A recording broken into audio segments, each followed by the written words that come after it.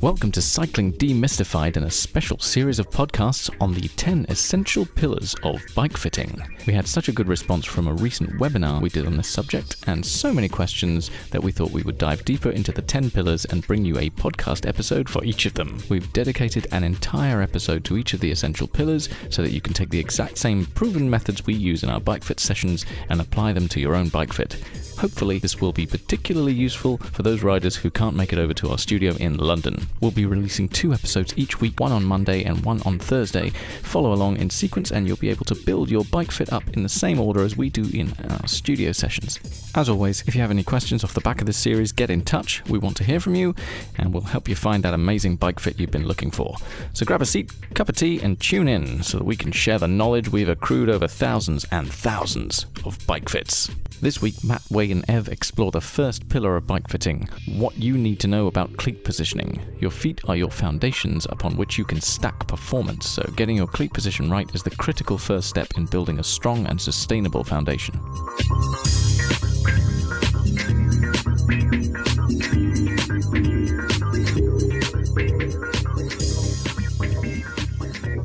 All right,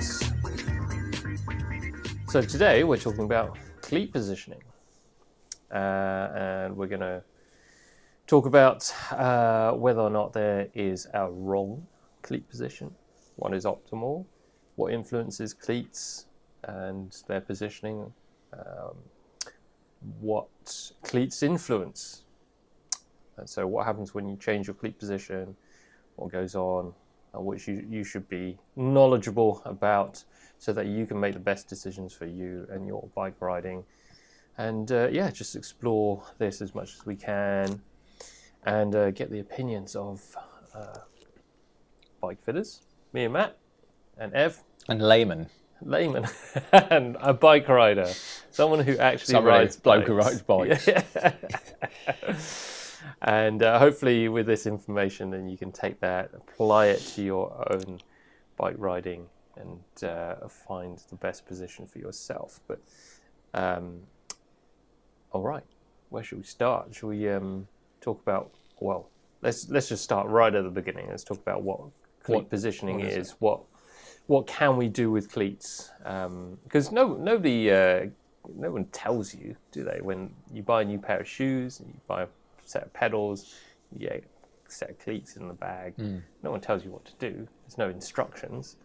You just get given them. And like, I can't tell you the amount of times I've heard the phrase, I just got the cleats and banged them on.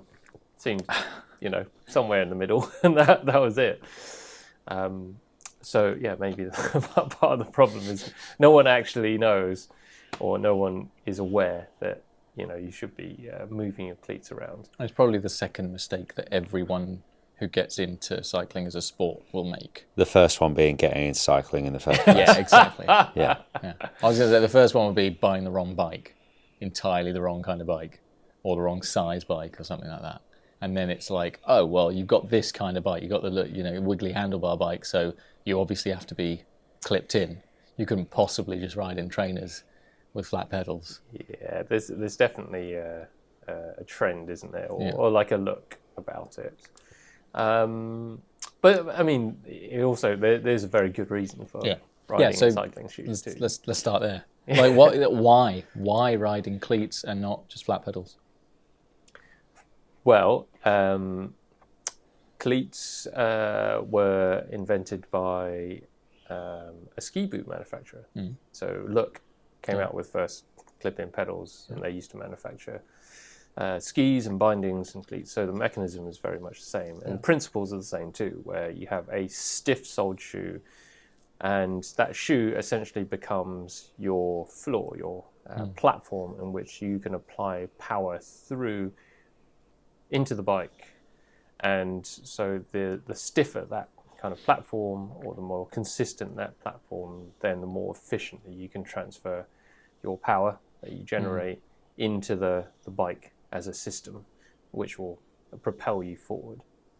If you have a squidgy trainer, then you just a lot of your force or energy that you apply to it is lost in compression and movement within that kind of shoe itself. So essentially, the shoe becomes the pedal.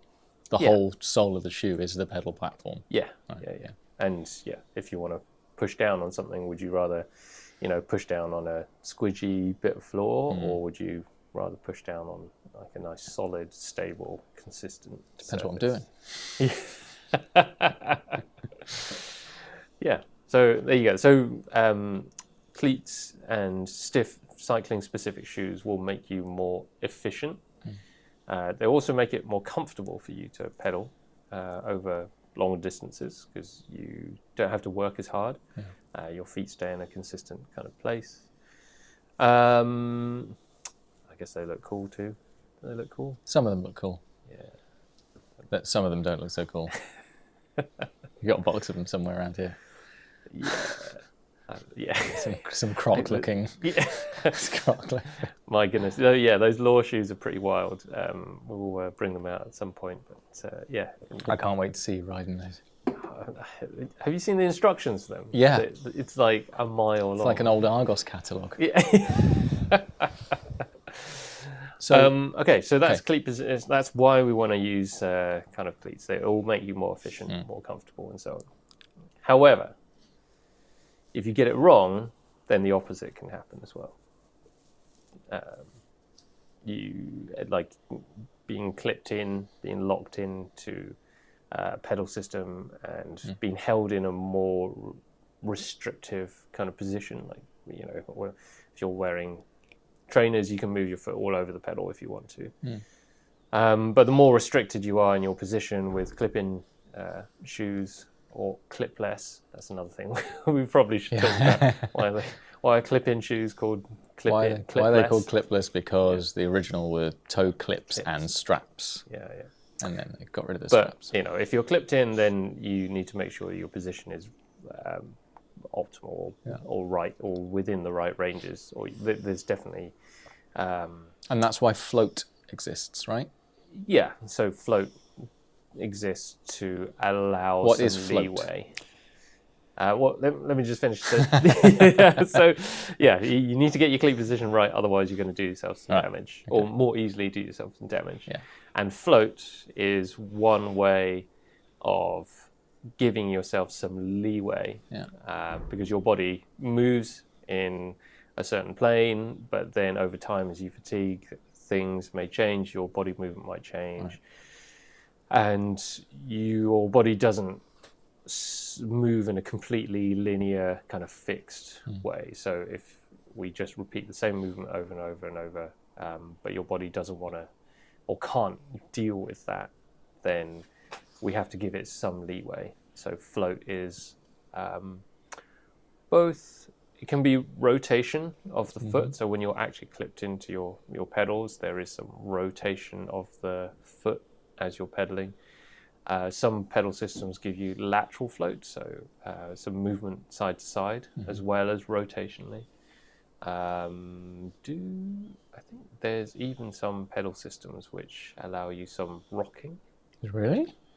I believe so. There was some system out there that was put out there, but that generally, in my opinion, that's bad. Yeah, I was going to say you do that. You just do that with the shoe, right? If you needed any kind of ability for your foot to move. On a rocking plane, which probably usually that's what you see when things wear out. So speed play pedals in particular would when they wear out, you'll get a load of rocking, and that leads to instability in your foot and so on, and you'll know about it. But I'll have to check it out. If I find it, I'll put a link in the description. So, but yeah, so we've got shoes, cycling specific shoes, cleats. They do make a difference. They kind of make you more efficient, more comfortable. But you have to be more exact in your positioning of the cleat position and the shoe itself. But we're not going to dive into shoes today itself. We're just going to stick with cleat position. Assuming that you have the correct size shoe. Let's assume. Yeah, the shoes fit you. Shoes are... Okay. It's all right, Matt. It's all right. Calm down. That's a big assumption. Yeah. So shoes fit. The shoe stiffness is good, so we're just going to concentrate on the cleat position itself. So So we've mentioned one element that goes into cleat positioning, which is float. What are the other elements that can affect cleat positioning, and what are the ramifications of each different element? Even Ev knows this. Do I? Yeah. Do I know something? Yeah. How can we position our cleats so we can move them forward and back? Back and forth, side to side, a little bit, and angle. And then, rotate them. So those are the three only adjustments, really, within the cleat position itself. Matt knows that I adjusted mine the wrong way this morning. So when I got into work, I was like, my knee hurts. I went the wrong way. But you tried something. Rookie error. You tried something. I was tired and the cat was pawing at me for food. You recognised that there was something amiss. I recognised it immediately. As soon as I clicked in, I was like, you did something about it. Damn it. Yeah. So, rode all the way to work. Rule one, as always, know thyself. True. And be aware. Pedal consciously, as Colby says. Yeah. So, what doesn't kill you kills you slowly. Exactly. All right, so let's talk about the different positioning options that we have and why we would want, or what influence those positions have. So, well, first, before we do that, what is optimal cleat position? Is there an optimal cleat position? Is there an optimal cleat position? Is this a trick question? Always. Well, it's a loaded question. Well, I would put it that there is a different cleat position for different purposes. So there's a reason why there is adjustment available within your shoe and your cleat system so that you can choose different positions for your cleats. And a lot of that will be influenced by both your foot shape and morphology, your body, but also what do you want to achieve on the bike? What do you want to do with it? And as we say, within bike fitting, there are only choices. There's no kind of always just kind of right or wrong. Or certainly, if you're not within the right range of your choice, your body will let you know for sure. Yeah. As Evs did this morning. Yeah, exactly. Yeah, there you go. So common things with kind of incorrect cleat positioning, we'd find... knee pain? Knee pain, yep. Numb toes, grippy toes. Grippy toes? Grippy toes, yeah. Grippy toes. Sorry, I'm sorry. Yeah. What? Yeah, so... As in you're trying to grip, like you're trying to clench your foot. Yeah. Your body's trying to ground itself. So you're gripping for the front of the shoe. Oh, interesting. Because the body isn't happy with the amount of contact it has on the ground. Ah, okay. Because you're not on the ground, you're floating. Yeah, right. Yeah. Okay. Interesting. So imagine you're walking over like a really unstable surface. Yeah, and then you would curl your foot toes, would, right? Yeah. Try and kind of grip. So same thing happens. So if you can actually, if you take out your insole from your shoe and have a look at any marks on it, if you've got grippy toes, you'll see really, toe marks. Like kind of claw marks at the front of your... Like the marks you see at the edge of a cliff when somebody's been hanging on for dear life and then just like fallen. Or the marks your cat makes when it scratches you. Yeah. They're all over my arms. Exactly. Yeah. So have a look at your insoles. It might tell you a story, and you might find that... I have seen that. Not actually, I don't think on mine, but I have seen people's insoles. Don't ask me why. Collect insoles. You do you, mate. You do you. Anyway, next up. But yeah, there's other stuff that can be affected by your cleat position as well, like saddle pain, discomfort. Yeah. Could be down to lack of stability at the foot. Pain. So you're trying to use your bum to kind of stabilise you. Yeah, well, the force doesn't disappear. It just moves into a different part of the body. Okay. So if your feet aren't stable enough because of a suboptimal cleat position, then that force has to be dispersed across a different part of your body. Could be the saddle, could be your hands. So if you've got numb hands, like shoulder pain, neck pain, might actually be nothing to do with the front end of the bike. That will blow people's minds when they've got numb hands or numb wrists or something like that, and then it turns out that it was their feet all along. Yeah. And It happens. Yeah. Yeah. I mean, this is what we're always trying to get people to be aware of in bike fitting, is that everything is connected. So you change one thing, it affects everything else. In particular, the feet. We like to see feet as the foundation of your bike fit, or just come on, guys. But yeah, like if you see your feet as foundations, you want stable foundations so that you can build a stable building on top of it. You want to stack a lot of load on top of it. So if you've got wobbly foundations, you can't do anything, or you're just gonna, whatever you build on top of it isn't going to last very long. Well, if you take a broomstick and you try and balance it on your hand. It's that classic thing, isn't it? Well, like, if you're doing that, it's never going to be stable because your platform is not. Yeah. So, it just made me think about feet. Think about feet like a tripod, but we'll get on. That's another podcast altogether. So cleat position, really important, foundational. You've got to stack everything on top of it. So you've got to get your cleat position right, and that's why we start with cleat position. Pretty much with most of our bike fits, we need to check cleat position every time to make sure that it's in the right place and everything's good. Like just last night, had someone in last night who's like, everything's kind of all right, but then you kind of start looking at them and realize that when you look at their feet, he had one foot, like one kind of cleat staggered way far in front of the other one. And you just don't realize it until you actually take a look at the feet. So cleat position can influence a lot of things further up. But in terms of like your performance, what can different cleat positions influence? If you're not experiencing any pains, discomforts, what can different cleat positions give you? You have, rather than an optimal single position, there's a range. Like, there's always choice. In everything, right? Yeah, it's always choice. I think this mainly refers to like kind of cleat fore aft. So how far you position your cleats, forward or back on the shoe.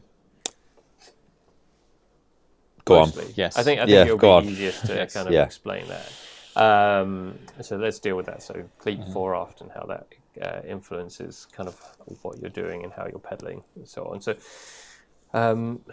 generally, I want to start by getting people to picture what it's like when you're doing a squat. If you haven't done a squat before, you have. Everyone has. You have. Yeah. And bottom shelf at the supermarket. Just primal human movement. Just getting your hips kind of down near your ankles, sitting down, squatting down, doing a poo, that kind of thing.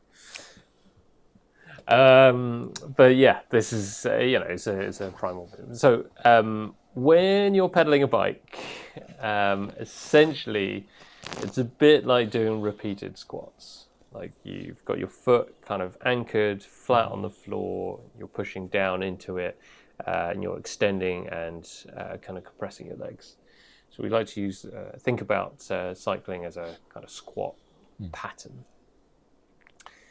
Now, if you imagine trying to squat, probably the most stable position for you to squat in is to have your whole foot in contact with the floor. So you don't want to be kind of too far forward. You want your heels kind of in contact, your forefoot in contact with the floor so that you can spread the load, you can be stable. You're kind of spreading your body weight over the largest surface area that you can be. Now, if you try and squat on your tiptoes, so you kind of lift your heels off the floor and you push into the front of your foot, you can squat like that. If try it out, it'll be funny, see what happens. But it's a lot harder. You can imagine it's a lot harder to be just balancing on your tiptoes and then squatting down, kind of managing the whole weight of your body kind of coming down and so on. But you can do it. It just takes more effort. And this is kind of how I think about cleat positioning. So if you have your cleats a bit too far forward, it's a bit like trying to do squats on your tiptoes. Like all the center of force goes through the front of the shoe, and when you pedal and you push down on that pedal and generate force on it, you're just pushing through the front of the shoe. Whereas the further back you go with the cleat position, the more towards your heel you're kind of distributing that weight. And so it's a bit more like kind of squatting with like heels on the floor. And you can go too far in each direction. And generally I like to set people up so that they have a good distribution of weight throughout, you know, the whole of their foot. So they're using the whole of their foot to kind of push down on, not just the front of their foot, not just the back of their foot, but we get a good balance of force distribution and weight distribution as well. And then there's ramifications of that further up the chain as well. Yeah. So it doesn't just stop at the foot. The further forward you press into the shoe, or more onto the tiptoes you perform your squat, you will get more of certain muscle groups. And you come back onto your heels, you get more of other muscle groups. So it depends on what you want to create. So quite often a lot of knee pain is created when cleats are too far forward and you lean too far forward into that squat pattern, push too far forward into the front of the shoe, and you're just prioritizing all the kind of anterior chain muscles, so you're like quads, shins, stuff like that, and that just tugs on the knees. There's nothing wrong with the knees. It's just the way the pressures come in. So this is where you have to think about like kind of where you would, well, if you're not sure what your goals are, try and set your cleats up in a neutral position where you get good force distribution throughout the whole of your shoes. If we position our cleats further forward, though, there are benefits in terms of having more leverage. Because if you think about the whole, effectively lengthening your sort of crank. Well, you lengthen the system of levers. So the lever starts at like the hip, and then the further forward your cleat goes, the more leverage you can apply via the medium of like all of the bones throughout your leg, the crank, your ankle, all this kind of stuff. So the further forward your cleats go, before you get to the tipping point where you lose stability, you will prioritize, like we were saying, more of the anterior chain, or like your quads, but also your calves as well. So if you're a crit racer or you're racing cross, and you need that jump, that instantaneous peak of power to cover a move, to go for a sprint, to get up those disgusting steep hills that they put on cyclocross courses. Punchy climbs. Yep, steep punchy climbs. Then you want access to those fast twitch muscles very quickly. So you might want to position your cleats maybe slightly further forward to access that power and those muscles. If you bring your cleats further back, you'll still be able to access that power, but it might take you longer. So rather than getting up to speed or up to full power in, say, 3 pedal strokes, it might take you 5. So there's no downside, per se, to bringing your cleats back, but you might not get as much of a faster jump, and that instantaneous power might not be as immediately available to you. So it depends on what you want to create.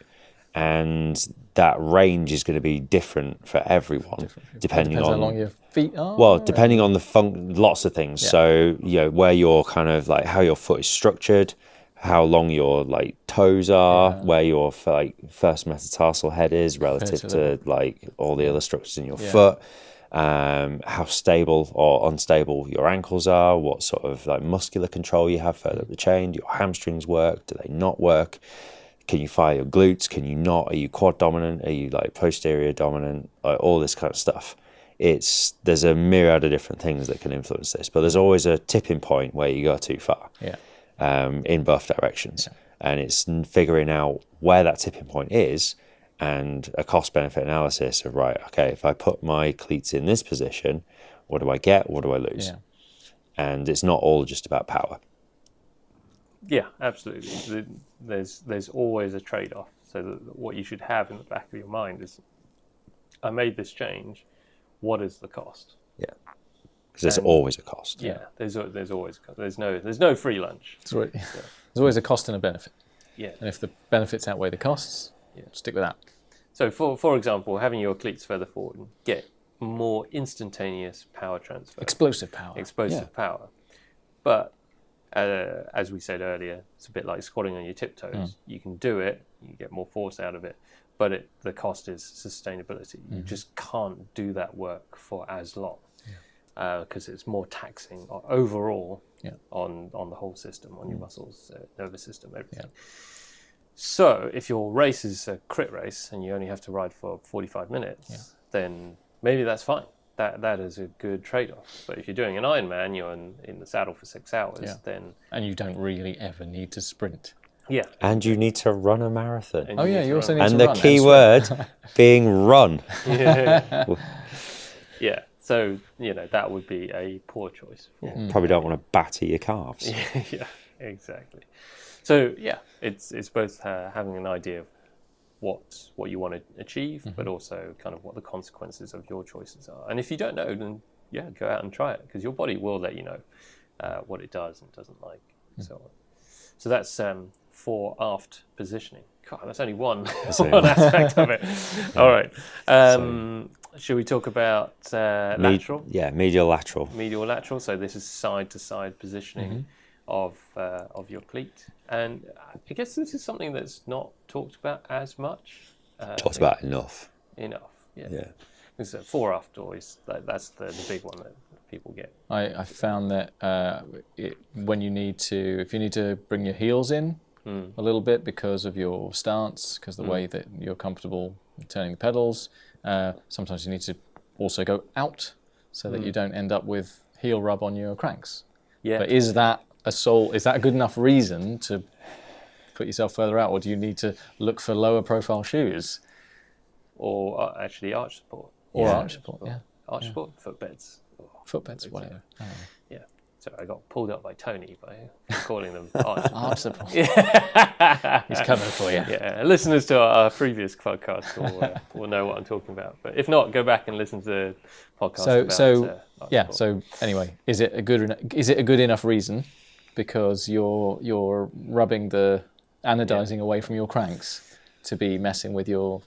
Well, you don't want to slam your heel into your cranks either and flip the bike over. So probably is a good enough reason. But the question really is, why is that heel coming in? Is it because your stance is too narrow, or is there something else at play? Is the shoe fit poor? Is there not enough arch support? Is there not enough?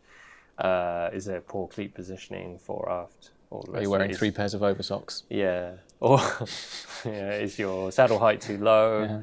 All that kind of stuff. But also, what's going on with your mechanics? Yeah, so if we go back to our squat, if you prefer a wider stance from your squat, then you're probably going to want to experiment with a wider Q factor. Now, the Q factor on road bikes is pretty much the same across all sizes. Like a 3XS Canyon is going to have the same Q factor as a double XL.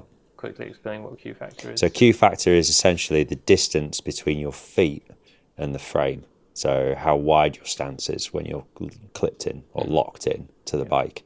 So, and you can have influence on this through lots of different things. So medial lateral position of the cleat. So if you move the cleat in one direction or the other, it can move your feet closer or further away from the frame. You can also change that with pedal axles. So different width pedal axles and also extenders as well. There's a lot that goes into the medial lateral position of the cleat. But the first thing I would say you want to do is figure out what your body likes to do, and then make the bike work around that as much as possible, rather than trying to make your body work around the bike so you don't rub the Dura Ace logo off your crank. Which is why we really like using the squat as a quick analysis or tool to see what your body likes to do. So if you just get in front of a mirror, take your shoes off and watch yourself do a squat and see what your body does. Do you find it easier when you have a wider foot stance or a narrow foot stance? do your feet rotate as you kind of come into that squat. Is the jump thing still valid? The kind of jump up and down a couple of times, then wherever you land, you know whether you're duck-footed or toe in or whatever, or is that just... I just doesn't find really matter. You do you, mate. Yeah, it's just not. It's not dynamic enough. Because you're not pedaling, you're just landing. Yeah, and you then land like, and then okay, fine, and that's pause. Whereas if you do repeated like movements, like squatting, and just keep repeating the movement, you'll get a really good idea. So of under what your stress, body... under loads, that's when you want to see what you're doing in real life. Yeah, and you just tell. You can tell a lot about a human generally just by watching them squat, just because it's such a primal movement pattern. So yeah, it can that will tell you more about kind of what your feet do. And you can think about this when you're pedaling as well. Yeah. If you're sat on the bike and you want to have a think about what's going on, think about where the force is being applied through your foot. Is it more towards the inside of your foot? Does it feel central? Yeah. Does it feel like you're putting more pressure on the outside of your foot? And then, make a note of any trends that you spot. Is it different between left and right? Does one foot feel really good and centered and planted? The other feel a bit kind of vague and more towards one side or the other? And then have a little look at your cleats, because you might surprise yourself. Yeah. And I'd say probably things for people to look out for is like if you feel a bit of pressure on the outside of your foot, it might be an indicator that your feet are trying to push outwards and you need a slightly wider stance. And the opposite is true. And you can kind of make some, I guess, gross assumptions. Like if you're a taller, wider rider, then you're probably going to need a slightly wider stance. If you're a smaller, narrower rider, then maybe you'll like a good place to kind of explore is that kind of narrower kind of stance. Well, it's similar to handlebar width. Yeah. In the sense that, there's going to be something that's optimal for you that you feel comfortable with. I'm going to go with the assumption is the mother of all cock-ups kind of thing, and you need to find what works for you. You don't never assume. But as a starting point, if you're a small 5 foot, rider, you might have mega wide hips, man. You might have a hip impingement. You might have a labral tear. You might have whatever going on. You might be bow-legged. All kinds of stuff. Fight. I don't know. I've just been burnt so many times in the past by assuming stuff. Like, I want to know. Yeah. I want to know for sure. But that's when you go to an expert. Exactly. Right? Yeah. That's if the law of averages doesn't apply to you because you've tried the assumed things and it's not really working. That's when I would just skip the assumptions, personally. But I guess what I'm trying to... I'm just trying to poke you. Yeah. Poke the bear. I'm big and cuddly. It's like Mortal Kombat, but sat down. Mortal Kombat for lazy for lazy people. Just touch it with my toe. Yeah. But I think cleat position is actually really easy to adjust and move around, and like moving your cleats laterally is it just requires like an Allen key and moving it and just going through it in a methodical manner. So just try it. Just try it, yeah. Exactly. If you haven't tried it, you don't know. Yeah. You don't know what good is until you find out what bad is. Yeah. And then you figure out what good is. Quick one. Having your cleat further back, which is obviously like preferable for a lot of people, how does that affect how easy it is to clip out? Oh. Because when you get towards midfoot kind of thing, think about the twisting motion. You don't have as much leverage with your ankle. There's less leverage than if your cleat is further forward. And for certain people, maybe, because there are some people who have trouble clipping out, even with their pedals, like the tension wound all the way out. I know that there are some very low tension, easy clip out versions of different pedals, but could be a factor. It's one of those things to actually you might have to consider. But obviously, you don't want to mess up your fit. Yeah. Just because, maybe it's just like saying having your saddle too low so you can touch the ground. Well, yeah. So basically, just like you have to lump it.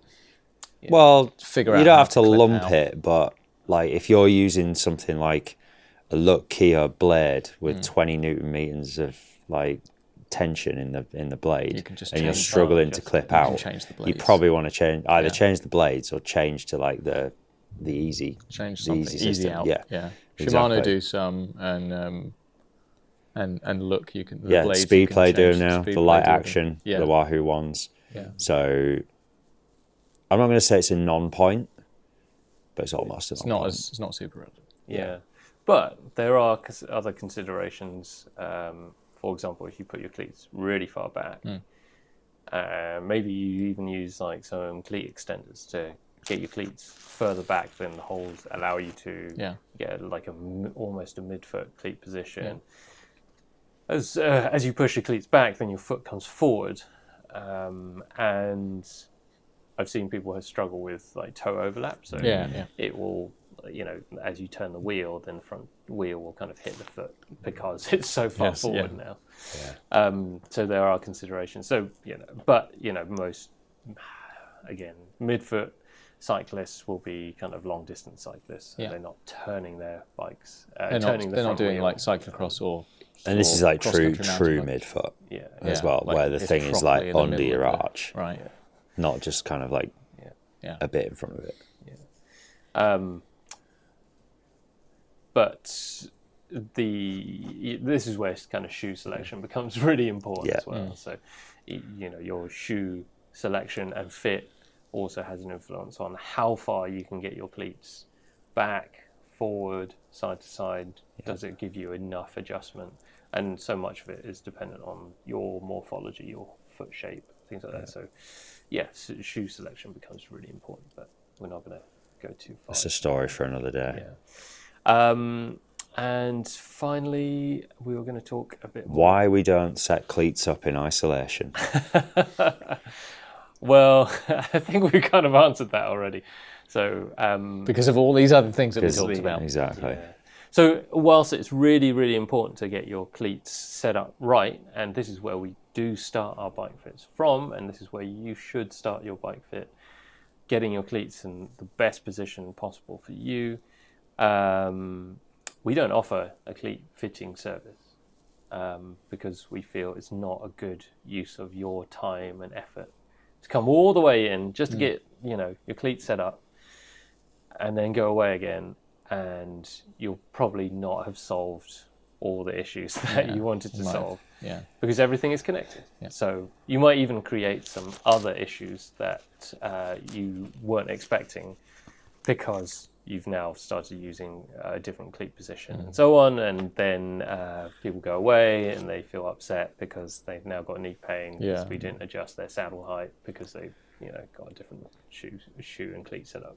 And the other consideration on that theme as well, if you use the same shoes across multiple bikes, making sure that those positions are, or everything that's above the cleat in terms of your positioning, which is everything, is dialed in for that position. Yeah.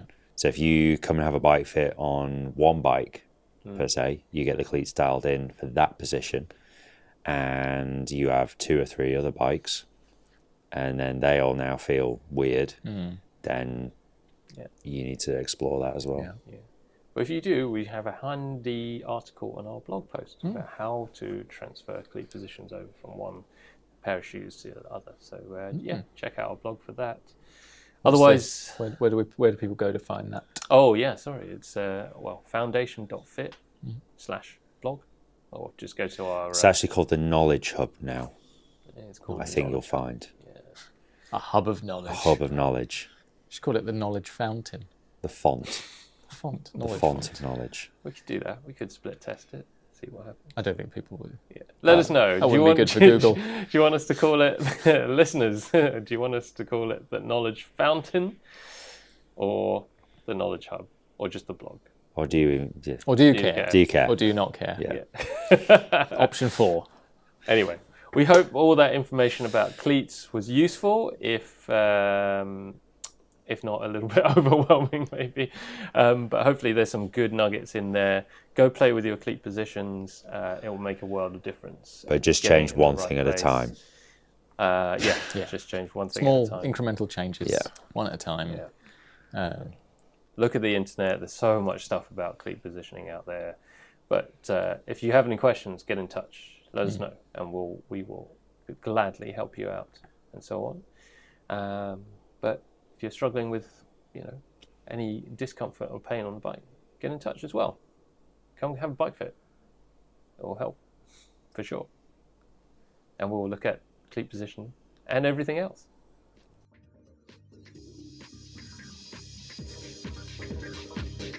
Here's what I want you to do. I want you to tell all your friends about me. At Cycling Demystified on Instagram. Tell everyone.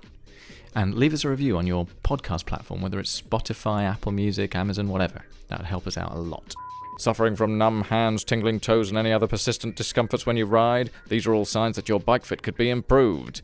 If you're bike fit curious, get in touch with Way or Matt by emailing info@foundation.fit or finding them on Instagram @FDN_bikefit. Finally, for all your bike servicing needs, custom dream bike or hand-built wheels, go to www.frequencycycleworks.com or find me on Instagram @frequencycycleworks. Until next time.